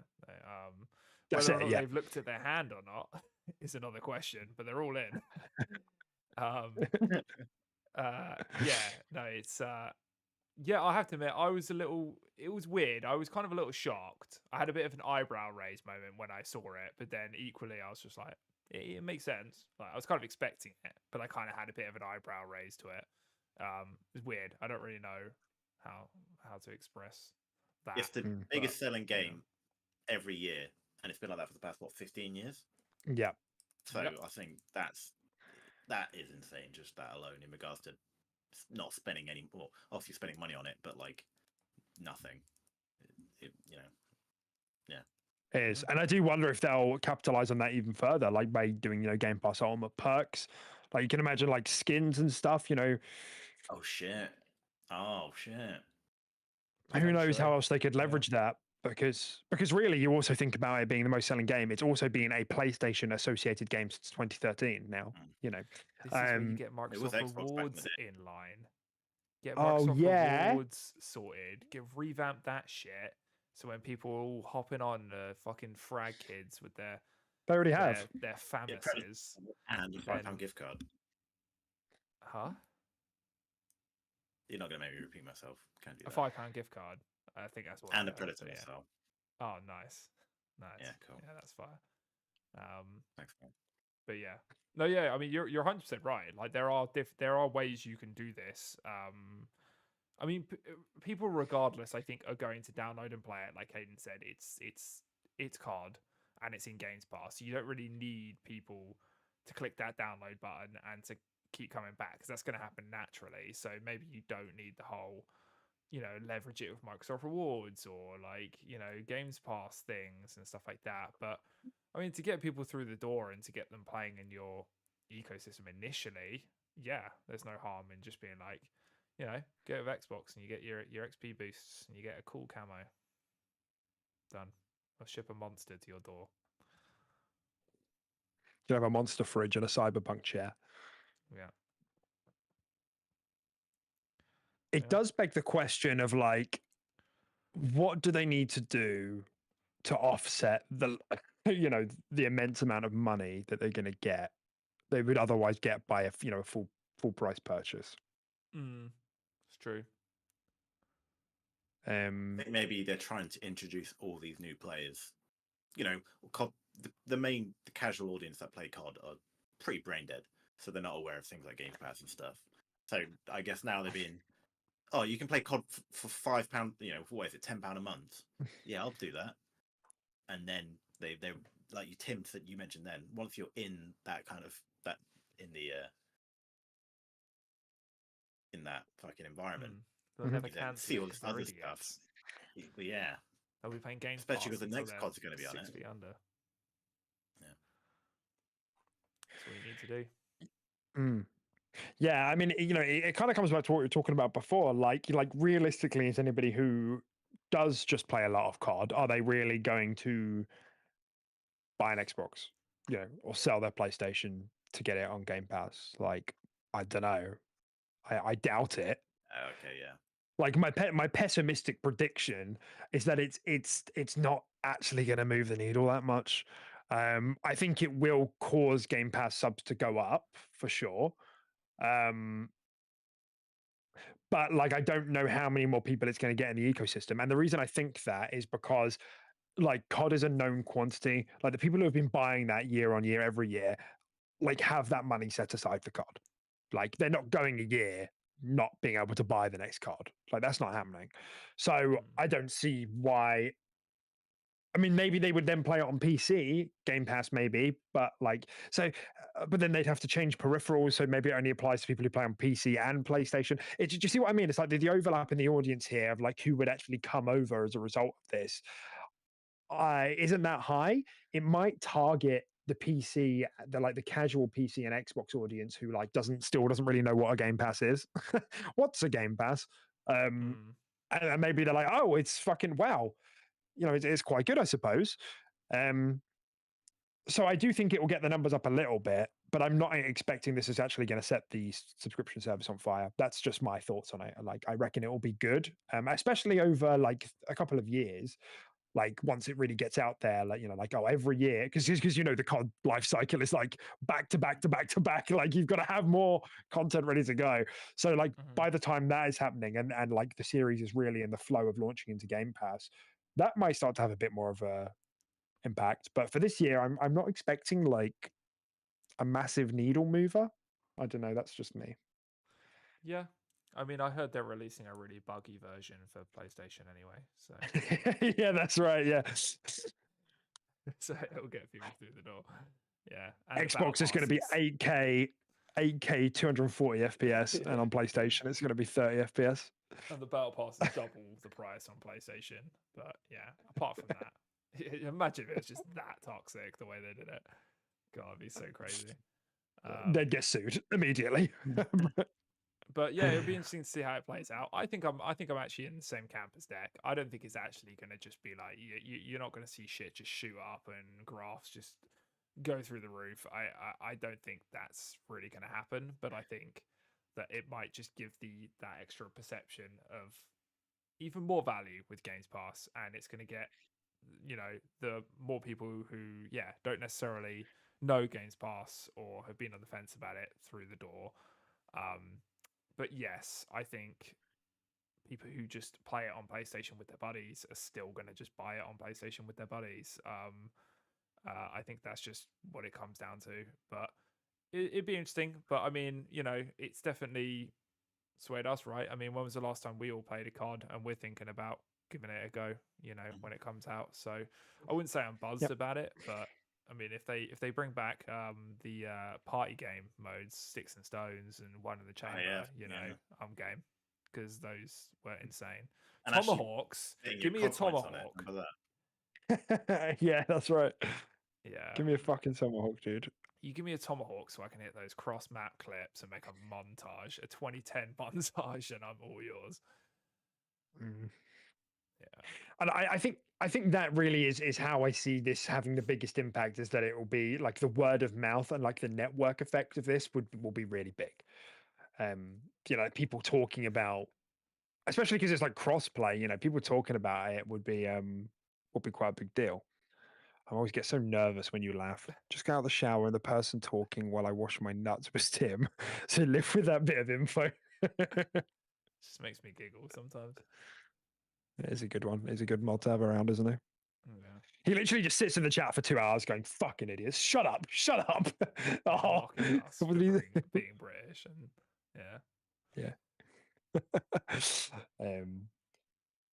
yeah, and it's kind of funny, like just to actually get onto the game. Like apparently it is gonna, supposedly it's gonna have 9/11 in it, and Saddam Hussein. Like, are we ready for that yet? Is society ready? It feels a bit early, doesn't it? It feels a bit early. Let's go. Saddam Hussein POV. Yeah, Get me in. like, has it gotten that bad? Like, has it gotten that bad? It's like, we need to have a terrorist mission. Yeah. Like, are they going to put you on the flight? That'd be epic. Yeah. Like, no Russian. I'm not sure it'd be epic, Tim. I'm not sure I'd use that Yeah. word. What do you mean? What else would you describe as climactic? You could say that. Anticipated? Explosive. Can you say that first word Explosive. again for me, please? Conspiracy? What? Can you say that first word again for me? What did I say? Anticlimactic. Say What it did again. I say? Anticlimactic. Is he saying climactic? Yeah, What is yeah. What is it? Is it not climactic? Is it climactic? Climatic. Climactic. Climactic. What is Climatic it? is. No, how do you say it? It's okay. Climatic. That's what I'm saying. Anticlimactic. What's wrong with the way I'm saying it? You didn't You say thought I that. was putting an N in there. No, I wasn't putting an N You in did. there. You can't say we thought. Oh, No, well, you that's put a just C the way in I'm there. pronouncing it. Anticlimactic. It's not important. Climactic. Oh yeah, I you're can on see. recording I saying can it wrong, see. basically. Yeah, So yeah. you It's the lose. mic, man. It's the mic quality. Yeah, for sure. Man. Yeah, I don't know. It's just kind of funny to me that, like how big of a deal No Russian was back in the day, and they're like, man, we're having a hard time. You think that is insane. That Let's- mission we did. Yeah, When you it's actually think totally about it, insane. it's Totally massively insane. mental. Are you talking about the airport? But yeah, we don't talk about it. Why don't we talk about it? Because we were just teenagers back in the day. We were like, "Well, hey, shooting up the civvies," and it's like, it's not funny. Yeah, That is airport insane. thing. Yeah, I mean, Yeah. I'm not gonna lie. Call me a psycho, but I thought the mission was quite fun back then. But I look back on it now and I feel weird. But like, I feel Dexter, deep shame. You're just doing it, right. You're just going with the flow. Yeah, but it's you know, you're you're trying to putting that infiltrate- scenario yeah, in you're real trying to life. infiltrate You just go with Makarov's. the flow. What? Yeah. Well, you're trying to infiltrate the group, aren't you? You're trying to like pretend to be. Exactly. You know. Yeah. Yeah. it's You know, if character I was building. put in that situation, I'm good. Character I'm not building. gonna go over.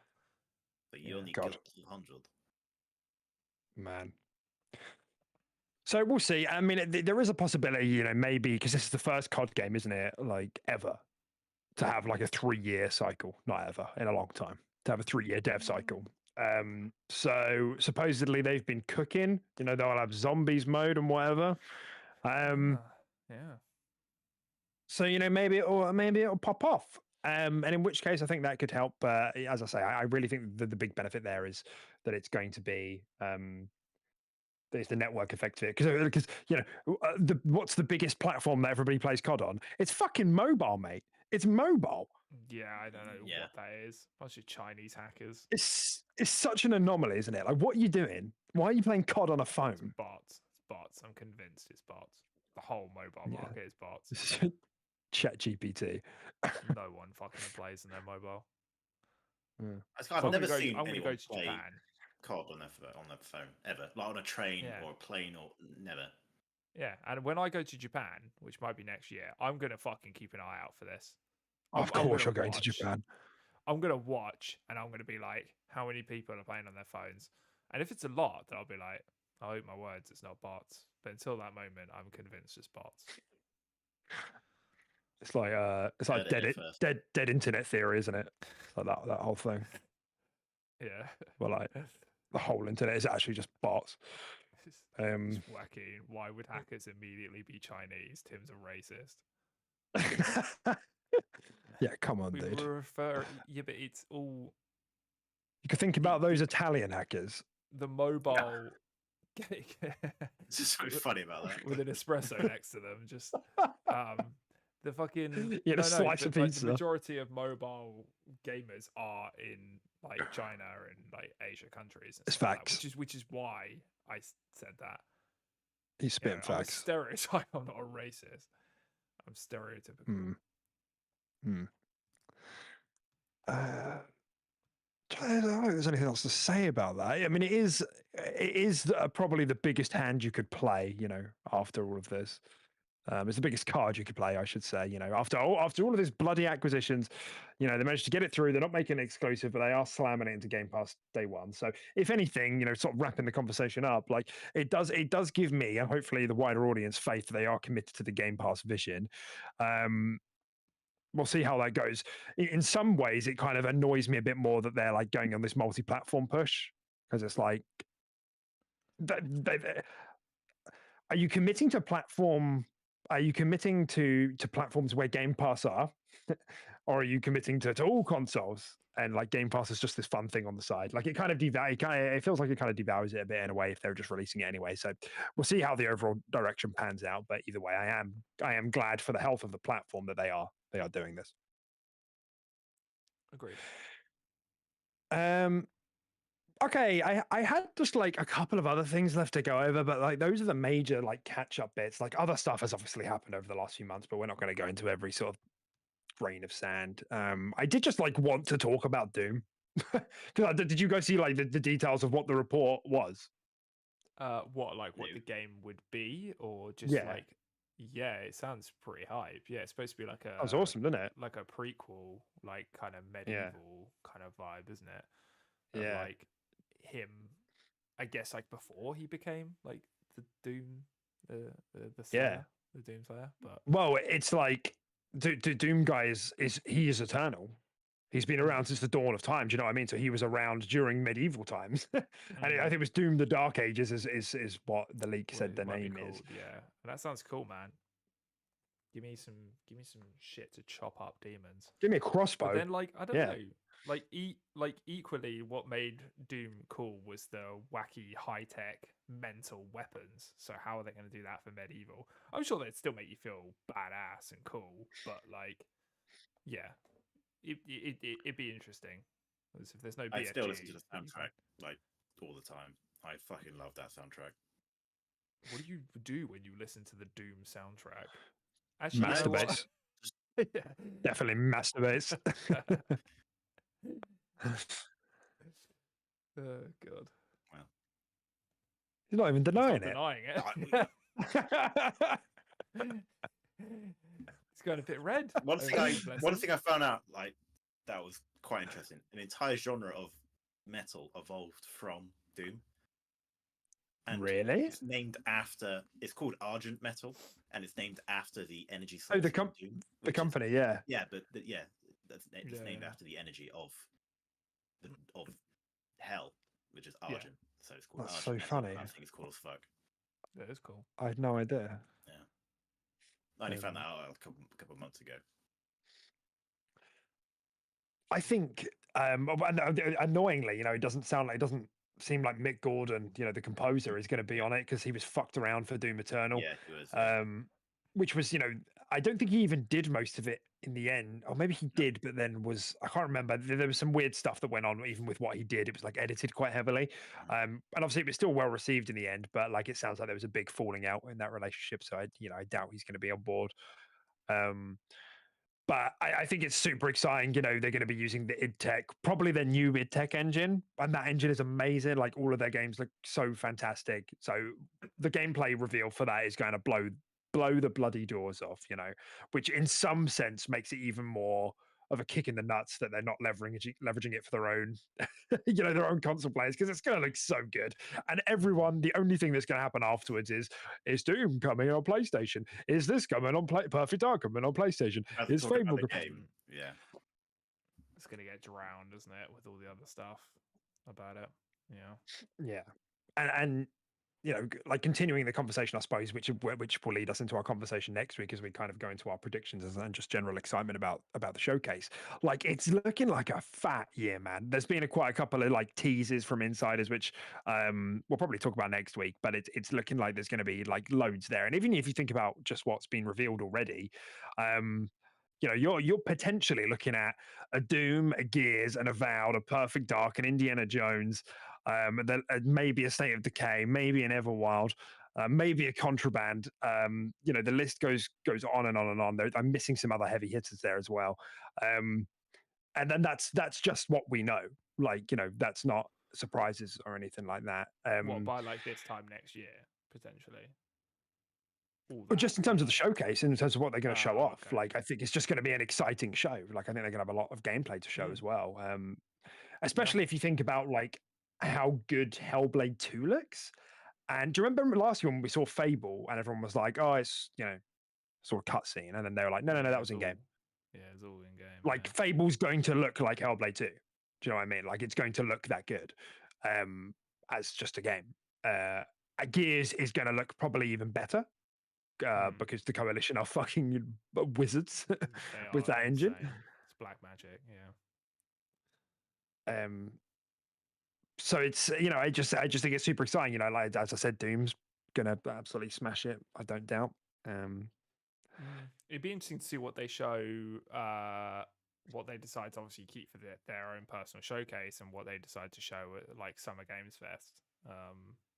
Yeah, like how they're gonna sort of separate the two. I guess like the kind of smaller stuff might be at Summer Games Fest, like your Contraband and your titles like that might arrive at Summer Games Fest. Maybe even like that upcoming one that I signed up for the beta for, that 33 Immortals game will probably be there. Things like that I think might make an appearance rather than, and then the real big hitters. Although maybe something like Avowed, because so much of Avowed has been showed already. Maybe they'll just drop it into Summer Games Fest and maybe keep their own showcase for like newer things or stuff we haven't had updates for in a while. So yeah, quite interesting. I think the Summer Games Fest is on. We're obviously all meeting up in person. I think that's on the day you guys are traveling down. I don't know what time it starts, but I think it's on that Friday. So it's going to be like that sounds right. It's going to be a big weekend of gaming news, but I don't know what time it starts. So you guys going to chat to you guys about off air and just see like what was going on with all that. But yeah. Oh man, but yeah, super excited. As per tradition, we'll be hanging out in person. So we're not going to do a live stream for the show, but we'll do a reaction afterwards for the showcase. Of just a normal podcast where we can talk about our feelings. But I think this could be. Last year's show was really fantastic as well. It's really good. Yeah. That was like quite consensus, really. Oh, and there's other things. South of Midnight just pops into my head as well. I hope we actually see gameplay for that, but. It's just an endless list of things which it was worth being excited about. So it's just occurred to me, like really randomly, what timing are we on? Because of this, we can probably make this the last topic. 1:36. Yeah, it's getting quite late as well, isn't it? Yeah. It's bedtime, isn't it? I was just looking at the Xbox most played list there. And I can see Fallout 4 is at number 11. Fallout 4 being in the top 10 for the last month, really, because of course Xbox had its hit TV show, the Fallout TV series. Yeah, you seem like even Fortnite doing a collab with Fallout at the moment, and stuff like that. Like it's amazing what a TV show can do. I've seen a meme that's like a good TV show. TV shows to sell your old games. Not Halo. I'll be more specific. Well, Halo Season 2 was alright. I've heard it's okay. Yeah. But it's probably worth just having a quick chat about that. Like, yeah, Caden, like you're absolutely right. Like, it's why like these companies are investing so heavily in like shows and movies now, because there's such a clear transmedia effect. Like, and Fallout has really been popping off. And actually, really, it's just worth quickly mentioning a load of influencers. I was about to say influenzas. A load of influenzas were flown out to London, and we were about to all die from a deadly plague. A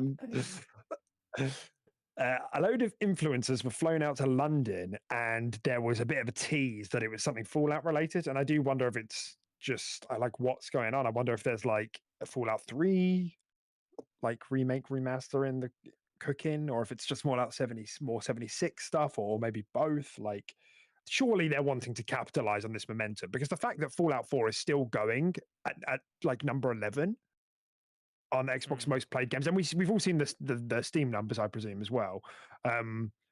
Like it's been performing really well. Fallout 4 and 76 and 3, like New Vegas. And New Vegas. They're all popping off, yeah. yeah, I mean, did you guys have any thoughts on any of that? Like, just any of it, really? No, yeah, I think it's insane. Like, I do think there are some absolutely stunning video game adaptations out there. And like, yeah, like I do think there will now be a new resurgence of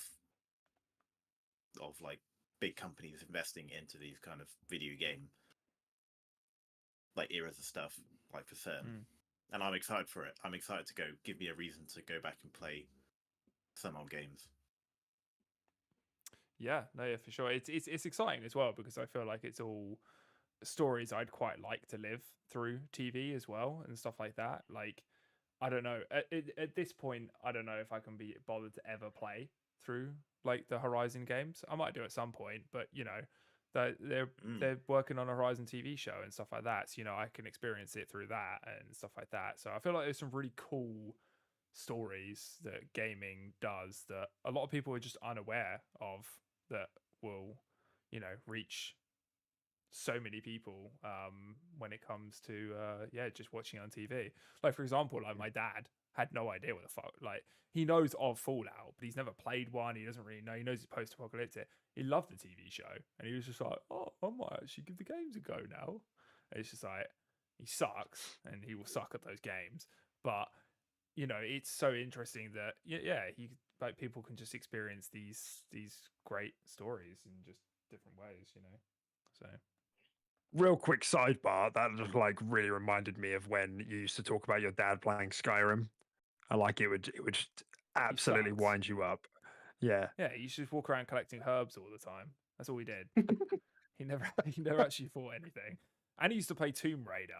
And I used to come into his office sometimes. He's just like sweating, and I was like, "What the fuck's going on here?" And he's just like, "I can't do this bit. It's mental. There's so many people coming at me left and right." And I literally just picked up the controller and just headshot like 3 people, and then just gave it back to him. And he was like, "How'd you do that? I've been here for hours." Are you winning, son? It is really funny. Yeah. Man, I remember specifically related to this memory. This is like a really funny light bulb memory I had no way. Do you remember on the 3DS we used to like you could like draw like messages? Do you remember Tim, me and you would do that to each other to no end? Yeah. And you would when you'd watch someone else's messages, you'd like watch them get drawn. It was really funny. It was mostly just me sending dicks. But you know, as expected. And one time, Tim, I just remember like amongst all the penises, Tim just replied, "My dad fucking sucks at Skyrim," just out of nowhere, and then like an angry frowny face. And I was like, "Man, what must have happened? What must have happened to like you had to get that off your chest?" And I could tell you were like pressing hard into the screen as well. By the way, it was coming across like the line was thicker. Yeah. Well, it's just like when I watch him play, I just feel like it's like ruining the game for me. I'm like, stop! Like you're making me upset. Like you're ruining this game.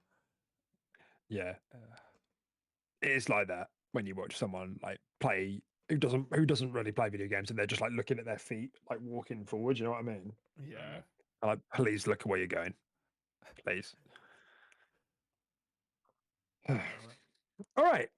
Well, I don't think I have anything else pressing. We've got on for a decent amount of time here, so let's wrap it up on the returning episode of the Quick Resume podcast. Tomorrow's my birthday. It is. It is your birthday. So I'll drop that in there. What up, man? Thanks. You want to reveal your age live, or are you good? I'm hitting the big 3A. 3A? The big 3A? Oh, why'd you say that so weird? It's Australian, isn't it? Yeah, the big old 3A. Did I? I don't think I said it. Did I say it really weird? It sounded like you said 3A. I was like, the big 3A? That's really not. Really I'm one of Elon Musk's kids. It's like a fucking algebra equation. Yeah. You got much planned for your birthday, Deck? Other than sitting in my relaxer chair? No, nothing. I'm working. It's a bummer. Yep, I'll be doing therapy with people. Nice. all Very day. nice. It's also coincidentally my dad's birthday tomorrow. and Yes. I'm gonna, Yeah. You fucking sucks, I'm gonna Skyrim. get, I'm dude. gonna get him Skyrim. Mine's Skyrim. Yeah, I'm gonna get him Skyrim remastered. Yeah. 8th time remastered. I don't know how many fucking times. Let's it's been. go. Yeah. Yeah. I'd play it again. I'd play Fallout. I'd play Fallout 3. For real. Never played it. I could play Fallout 3 again. It's probably the one I played the most, but I could play it again. Yeah, same. It's good. Wouldn't mind going back to New Vegas, but New Vegas looks like shit. God, that game is so grey and fucking like it's good, but God, the color palette in that game just makes me just so sad. I couldn't get into it, man. I really tried when I was It's younger, but I brown. don't know. Everything's brown and grey. But yeah, That's just Fallout, unfortunately. Oh, So- Outer Wilds 2. Outer Wilds 2, fam. Or Worlds. Wilds. Yeah, I was about to say. Oh, I 'cause see. I was Yeah, like, okay. Took me a while to realise what was going on there. Yeah, you can. I guess yeah, that's like it's something you like can do it came instead in of so Fallout. hot as well. Yeah. Oh, it was too. Let's the go. devs of Outer Wilds. It was Like, like how does he know? How does he know? Who leaked it? And just yoinks me off screen. Who leaked this shit? Oh, God. Yeah. Anyway, Yeah. hopefully we see that at the cool. showcase. Yep, let's do it. Let's get out of here. Thank you for listening. Come back next week at this exact time. This seemed to work fairly well. You'll find us on podcast services, the usual ones, all the regular ones. Have a good day. Peace out. Catch you next Thursday. There it goes. You did it all. See ya. Bye. Thanks. Bye.